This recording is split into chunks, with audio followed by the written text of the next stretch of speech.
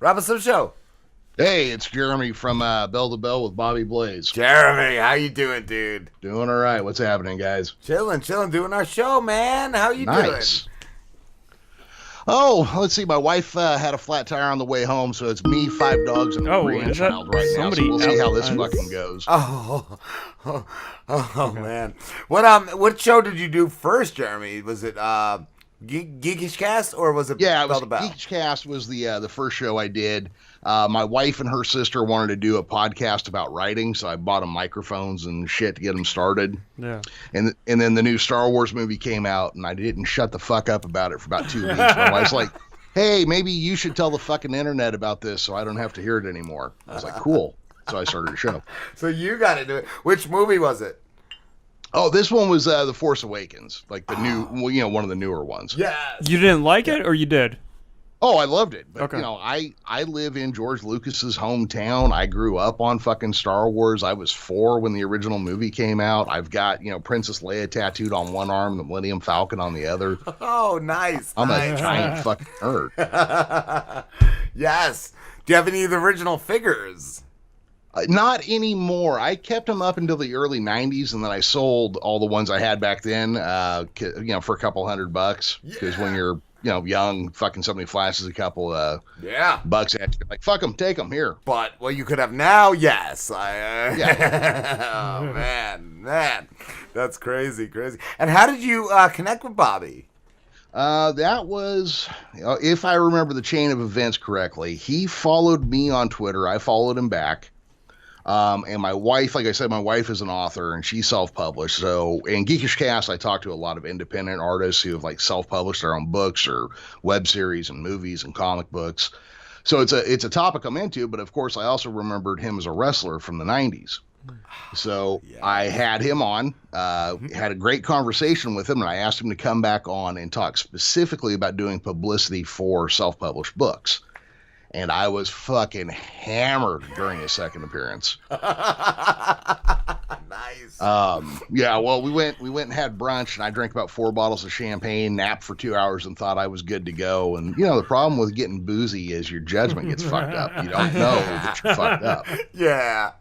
So Bobby comes on, but, man, we hit it off again, and I edited it, did an okay job editing it. And then late December, I just hit him up one day because I knew talking to him, like, fuck, there's a show here. I don't know what it is yet, but there's a fucking show with just this guy, and I'll figure out what it is. So as I started kind of circling that, I hit him up one day, and I was like, hey, what do you say to a podcast? And then we talked about it for a few months, and then we were going to start in February, and then last February, my dad got sick and died. So that, that kind of fucked it up. And also 10 years ago in February, my wife and I lost a child. So February is just a fuck month for us. Oh, yeah. And so, we were like, okay, what do we do? And he's like, fuck it, push it out till summer, then we start. And then May hit and I lost my job. And I'm like, fuck. Oh. But then June rolled around and we started the show, and we clicked really well and things went together, and we kind of accidentally stumbled on the top 10 format that seems to be working out for us. That's what I was going to ask, because you guys struck gold, I feel, with the show, and just the top 10 every episode. Like, is that hard to come up with, or does that just naturally happen for you guys? No, it's really not. So he and I, so we'll throw out whatever topic, just who had the best suplex, just bullshitting around. We'll say it's that, right? Yeah. Well, then he and I will bounce 20 names off of each other, usually 20 different names for each of us. And then we got to go back and forth like, no, throw that fucking guy out. We're keeping this one. Then we got to get down to 10 and agree on the order we go in. Okay. And I don't know if you guys have listened enough times to catch on this, but sometimes Bobby will fucking swerve me too. Ooh, I have not. I've not listened enough for that.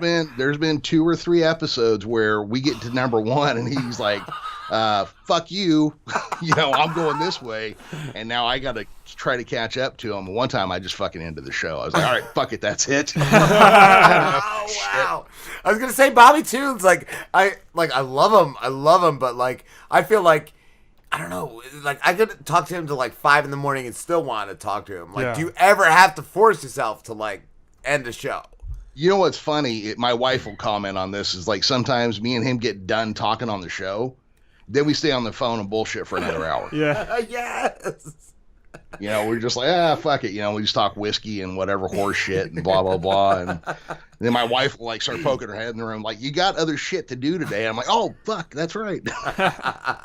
Right? I feel like, I could just... He's just a fun guy to listen to. spend a year with Bobby and want more. Oh, he's a fun guy. He's got great stories. And like, sometimes you're talking to him. Yeah. And you forget, like, fuck, I've seen this guy on TV wrestle fucking Benoit and shit like that, you know, and you're just like, fuck, he knows all these guys, he fucking traveled with these guys, he fucking partied with these guys. Yes. And sometimes you forget that, and you're just like fucking bullshitting with, you know, your asshole buddy from third grade or whatever. Yes. You know? I feel like you could have, like, a couple seasons probably off the stuff you've cut from the show, like... If I saved it, I'm kind of a weird about the way I do certain things. I treat a lot of shit like a Navajo sand painting. When I'm done with it, like when I cut a piece out, that fucking thing's gone. It's lost. Yeah. See, like, do you do that, Slim, or do you save? Like, not on our more recent shows. When I'm doing the original recordings of my show are gone. Wow. When I'm done editing. Recently, I just deleted everything. Shit, I feel like the old shit Slim probably has a lot of. I had for a while, but I just I needed to clear one of my old hard drives, and I was like, we're probably never gonna go back to any of this. Yeah, no, that's true. Like, I just, you know, because like I'm a guy, my desktop on my computer is a fucking disaster. Yeah. And I have to throw shit out, otherwise I will hold on to stuff. Yeah. I was talking to a friend of mine on Twitter last night, and he was talking about how he had, you know, first drafts of comic books that he worked on in the 90s, and I'm like, I got that shit in my garage too. You know? And it's just, if I don't force myself just to get rid of stuff, then I'll fucking onto it forever. Yes. It's just that clutter in your closet. Exactly. And I got a fucking problem with clutter already. I don't need digital clutter as well. Same here, dude. Same here. What was I gonna ask? As I listened to the one episode you did right after we had Bobby, and your smack talk is amazing. Have you ever considered being a wrestler or a ring announcer? You know what? If I was given the opportunity to be a ring announcer, I would be all over that shit. I would love to do that. Yeah, I would love to be like a fucking villain color commentary guy. Yeah. You know, like Bobby Heenan or something, or at least give it a shot once. I feel like you could kill that. You could nail that dude. Yeah, I would love to do that. No, I mean, like, I'm not a small guy. I'm 6 foot and 220 pounds, but I'm not a big enough. I'm not like a brawny dude. You know what I mean? Okay. So I would never be a wrestler because I'm not, you know, I don't have the build or the look or anything for that. Yeah. What I have to bring this in because you used the smack talk to bring up, to segue into a heart attack you had. How old were you when you had that? 45. It was on December 30th. I got a couple years. I'm hoping. I'm a couple of years behind you. I hope. Wait, December 30th, as in like last month or like, 2 months ago? Like 6 weeks ago. Wow. And what was it? I mean, this is probably a stupid question, but is there any like warning signs or anything like that? Well, so retroactively, it turned out for about 2 weeks, I was getting signs of having a heart attack, a neck ache here and there. I'd wake up at fucking 2 a.m, just drenched in sweat. But you know, when you don't know what you're looking for, you overlook it. It's just one day. It was a Sunday morning. Yeah. And we had just, the day before, we had been at a friend's house and we drank like 6 bottles of champagne, ate like 4 ounces of caviar and all this rich, heavy food. Yeah. I woke up at 3 a.m. and I'm just like, my fucking chest hurts. This is indigestion like I've never had before. Wow. So I get up, you know, I don't want to say I'm gross, but I tried to shit like 5 times, and you know, I just like, what the fuck is wrong with me? That's what I've been thinking, because in my 20s I had gas pain so bad that I thought I had a heart attack. I actually got sent for a stress test because I had that's 20s. When you don't, when you don't know what certain things feel like, anything could be a heart attack, right? Yes. You know? So, and after my dad died, I had taken up smoking again. So I walked outside, lit a cigarette, and I'm like, fuck, I can't smoke. So I put it out, woke my wife up. I'm like, hey, I don't want to say I think I'm having a heart attack, but I think I'm having a heart attack. Wow. So she got up and went to brunch with her best gay friend. left me around the house by myself for a couple just hours. left you. Oh. She came home, and no, what it was is like I finally got to a point where I laid down and went back to sleep, and she was like, "Okay, he's fine." So she took off. She came home and woke me up, and I'm like, "Nope, I'm having a heart attack." Wow. So went to the hospital, and like I said, I'm a big guy, but I'm not like fat. I don't eat that poorly. My biggest problem was my dad had a heart attack at my age, and I'd smoked for a long time, and then I quit for 5 years and took it back up. So it was just genetics on top of treating my body like an amusement park for 45 years. Yeah. Wow. Shit, dude. Shit. And what do you do now, though, that will help you to prevent one? It's only been a few weeks. I ordered like an elliptical trainer, and I've got to start walking. I own 2 greyhounds. I need to be walking them like for half an hour a day each. Wow. I'm just kind of building back. It's only been 6 weeks, so I still get tired sometimes just standing up and crossing the room, Wow, yes. But I did that. I've quit smoking. I've cut my drinking back, half or less. That's I was wondering that.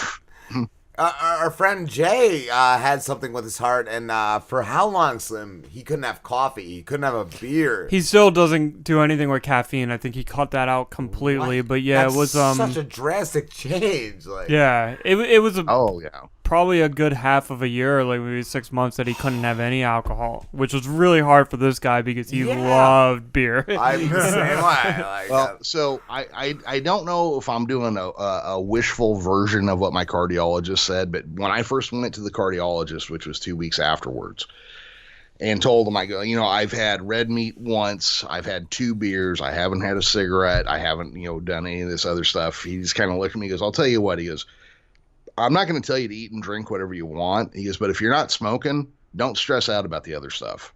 Okay, because like his point was, he goes, one day you're going to eat a French fry, and then you're going to smoke, 4 packs of cigarettes and a full bottle of whiskey, and you're going to fuck up one thing, and you're going to take 5 down as you go.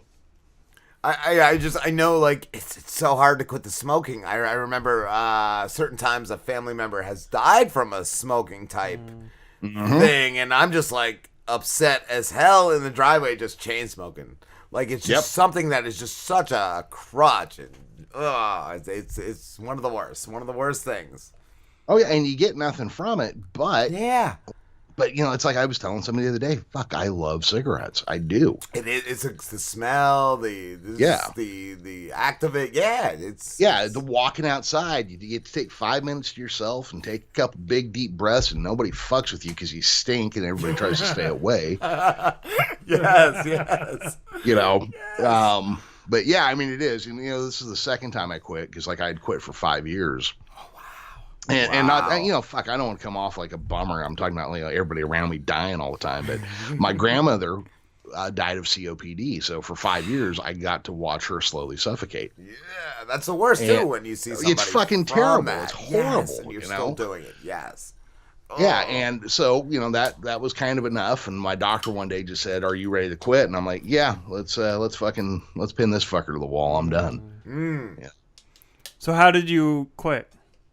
So the first time I quit, I was on the patch. I took an antidepressant that I can't remember.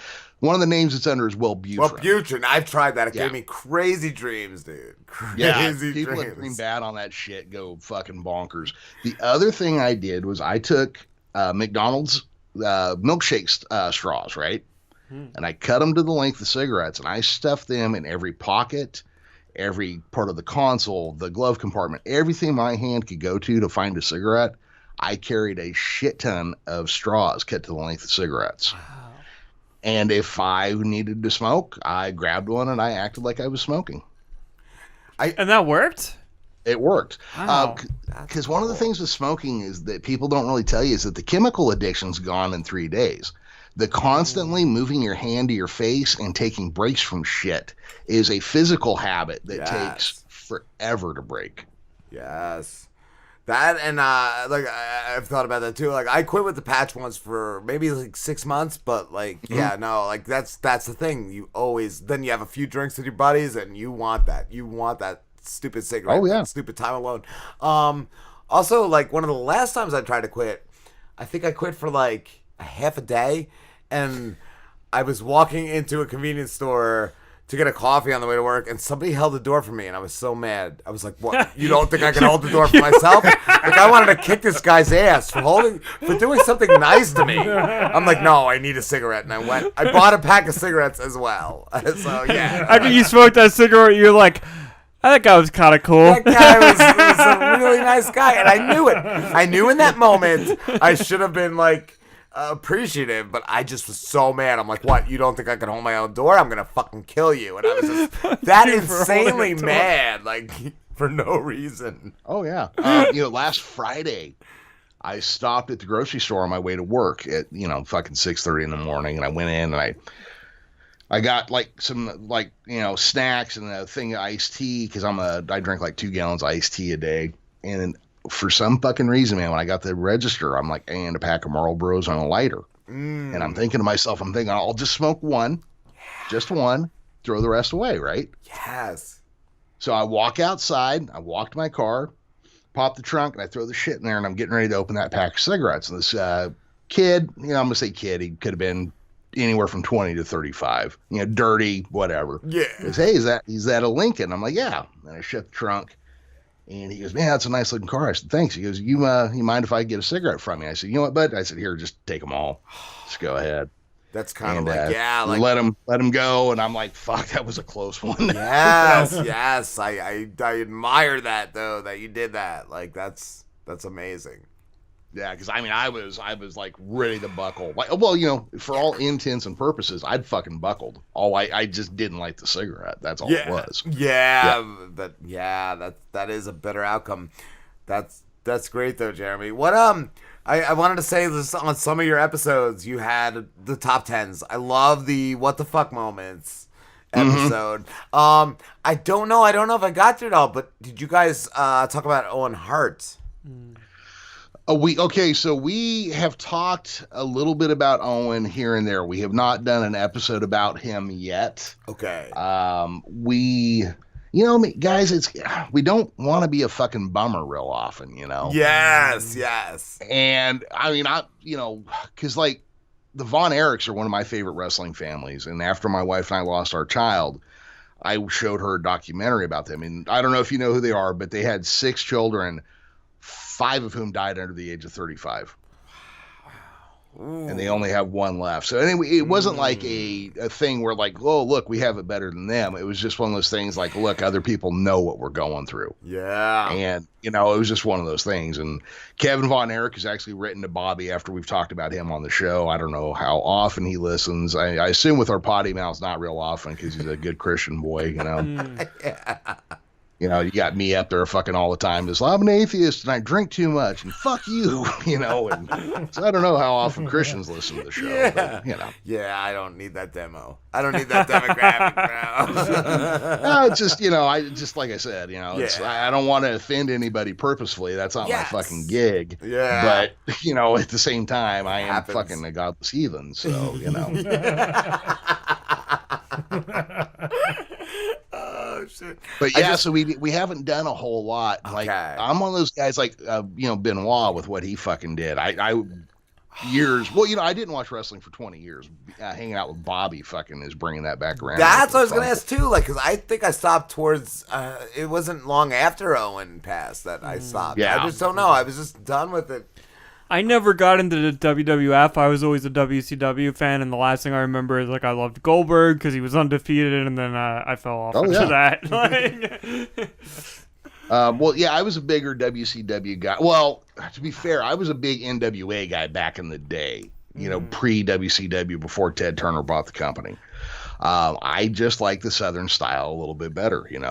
Not a lot of cartoony horse shit, and I just like the fucking punch you in the face, brawliness of it, the tough guy bullshit.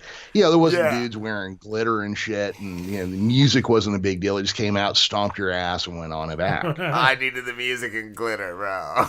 Well, that's cool. Look, I mean, it won the fucking war. It's the last man standing. More people must have liked it, but wasn't for me. Yes. But fuck, I was headed somewhere with that and I forgot. Never mind. Me too. But one of your WTF moments though was just Hogan going bad. Yeah, like I never would have thought ever. So we left that off the list because Hogan going bad is more than just a what the fuck moment. It actually realigned wrestling permanently. Wow. And that's like I could do a top 10 outcomes of Hogan going bad. And we could do a whole thing. So we were just kind of like, no, we're saving that one for later. That's a bigger thing. Oh. Dude, I mean, we all grew up with fucking Hulk Hogan. If you watch wrestling at all, he was the biggest superhero on the planet. Fuck yeah. Like I loved who the fuck back then? I loved Andre the Giant and I loved Roddy Piper, but Hogan was the dude you wanted to be. You wanted to be Hulk Hogan.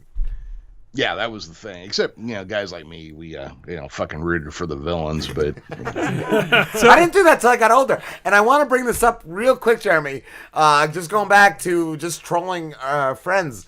Me and my buddy Brad would love the guy everyone hated. Like, we would love Kurt Angle just because but we would end up really loving him. Have you ever felt that way with a character? Like, they were such a-holes, but... Oh, yeah. Fucking Tully Blanchard. Paul Orndorff. I mean, Tully Blanchard's my number one. If you ever listen to more than 5 episodes of the show, I find a way to talk about Tully for at least 5 minutes an episode. Nice.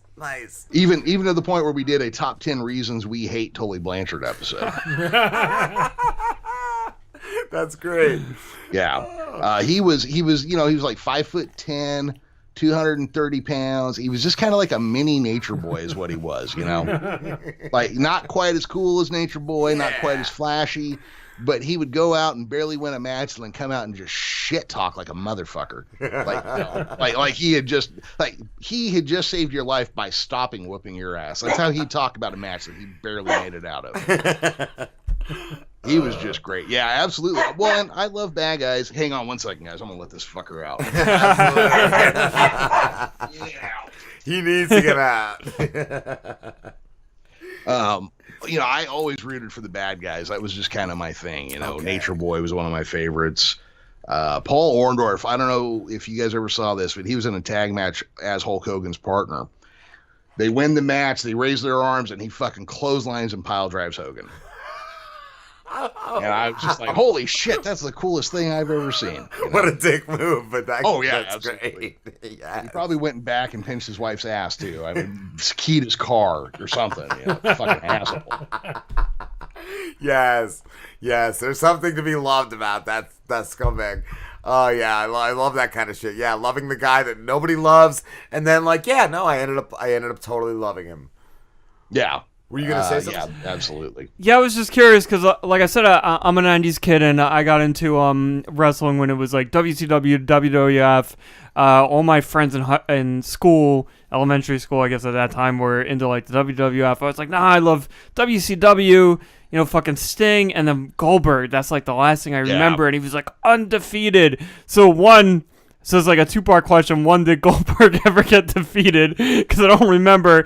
And 2, was that a storyline that they would do with other wrestlers where would they just pick a new guy that was undefeated? Eventually Goldberg got defeated, and they fucked it up to the point where people leaving that night that worked for the company basically said, well, that's it. We're done. Wow. We'll be out of our jobs like in a year, which turned out to be true. Wow.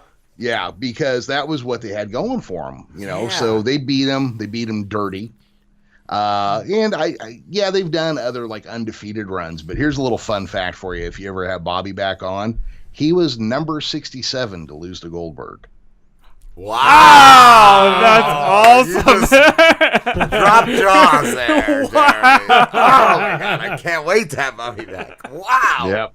He was victim number 67 to Goldberg. Wow. Yeah.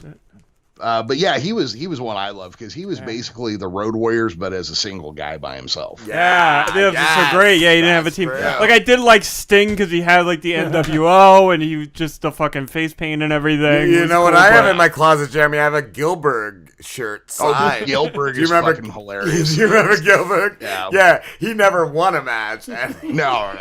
And they bring the guys out with the fucking fire extinguishers to spray him down instead of the fireworks going He off. had sparklers, bro. Yeah. Jeremy, we have to wrap this up, dude, but it has been a blast talking to you, bro. Yeah, well, thank you guys for having me on. I was going to say my feelings were a little hurt as I was getting ready to come on because you guys played Bobby off so hard last time. But Rob, when we were talking earlier, you explained to me it was all your fucking partner's fault back there. So Slim, That guy. eat a bag of dicks, buddy. I don't know why you got to treat my broadcast partner like that. Yeah, I don't know. I don't fucking like that Slim He'll guy. see Fuck you in that the guy. ring, Jeremy. All right, guys. Where can everybody find you, Jeremy? Oh, you can find me at Geekish Cast. That's at geekishcast.com. You can find me on my other show. The website's at blazebell2bell.com, but Bell to Bell with Bobby Blaze. We're on Facebook, Twitter. You can find us on there. Getting ready to start a new show. What's that? Called V for Villainy. That'll be out in about a month or so. And then I'm actually going to be co-hosting on a Marvel Comics movie show as well. Sounds So I got great, all sorts dude. of shit coming up. Keep us posted, man. Will do. Wait, All right, guys. wait. I have to say one thing because you're doing a Marvel Comics thing. We just talked to Rob on break. Ooh. I convinced him last week to watch Avengers Infinity War because he heard it sucked. And I was like, no. It's a good movie. And his sons were also like, Dad, you got to go see this movie. Yeah. So he finally watched it on Netflix. He loved it. But Slambo and I were cracking up because he said his favorite character in the movie was Gay Wizard. Gay Wizard. Gay Wizard. Who the fuck is Gay Wizard? Must be one of the bad guys, right? Doctor Strange. Doctor Strange. Doctor Strange. Oh. Yeah, he's all right, I guess. He wasn't my favorite, but yeah, he really turned me. I'd never seen Gay Wizard till that, and he rocked. Gay Wizard was He all did. right. He really Fuck, I actually forgot he was in that one. I'd never seen Doctor Strange, so yeah, I want to check out his other movies. Yeah, it's all right. Yeah. Probably the less I say about that one, the better. Did you like Infinity War though? I did. It was fine. The filmmaking was fine. The story was good. They crammed a lot of shit in, but I got to tell you, I'm sick of 3.5 hour fucking movies. I am tired of. You know what? Empire Strikes Back was like an hour and 38 minutes. Wrath of Khan was like an hour and 28 minutes. You don't fucking need 3 hours to tell a story. That's a good point. And like the original Infinity Gauntlet comic didn't feel like it could have been told in an hour. It was just like Thanos was like, "Hey guys, I want to fuck Death, so I'm gonna kill everybody, and hopefully Death fucks me." And then all the superheroes that didn't die showed up and were like, "We're gonna beat the shit out of you," and then it like ended. And that was it. I just feel like movie makers just feel like they have to stretch everything out into this like infinite time span now to get people to watch, and like they don't care about the story or anything. I just saw that Bohemian Rhapsody, Okay. and that was a fucking travesty of storytelling and filmmaking, and they got dates wrong and they got shit out of order. They did get a lot of dates wrong. Queen never broke up, so fucking Live Aid was never a reunion concert. Freddie Mercury didn't know he had AIDS till a year or two after that. The band didn't find out till a year or two after that.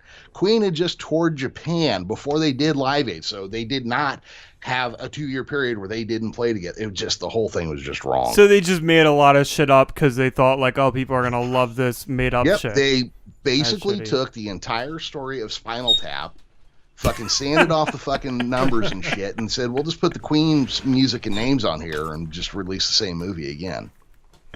Wow. All right. We got to let you go, Jeremy, because we got another interview soon. But thank you. And I haven't seen Bohemian Rhapsody, but now I don't want to. So. Oh, all right. Later, guys. All right. Thank you, Later, Jeremy. Later, dude.